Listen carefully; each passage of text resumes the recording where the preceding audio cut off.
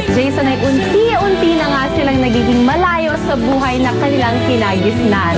At sa pagsapit ng kanilang first monthsary, paano kaya nila isa-celebrate ang espesyal na sandaling ito sa buhay nila bilang magkasintahan?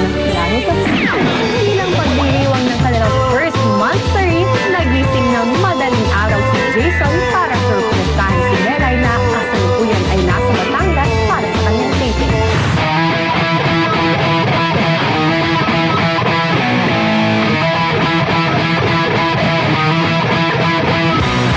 Nang makarating sa Tagaytay, bumili ng mga bulaklak si Jason para sa kanyang sweetie pie.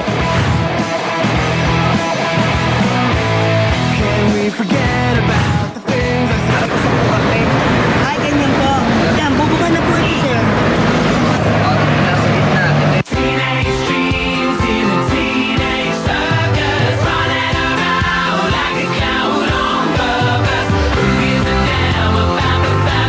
Ate, huwag mo nalagyan ng karne. Ay, ayaw niyo na may asin.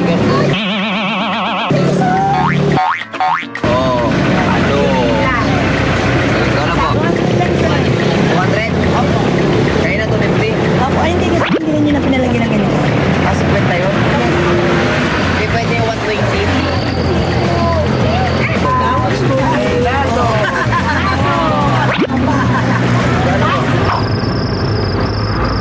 Pagkarating ni Jason sa Batangas, agad niyang hinanap si Melay. Hoy! Bakit dito kayo, ha?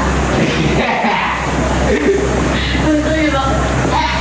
Yan. Ba't isang ng buhay mo? Ito ang buhay ko, ako ang buhay ko. Bakit kayo yung flower?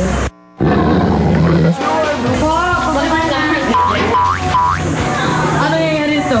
Ha? Ano nangyayari? Nagbiyay pa kayo. Ha? Nagbiyay pa kayo. Huwag ka sabihin ng ganyan. Oo. Ito na tayo. Basta sobrang saya ng punta natin. Bakit sobrang tayo? Basta sobrang saya ng punta natin ha. Umigit mo na ikaw. Umigit mo na ikaw. Baka talaga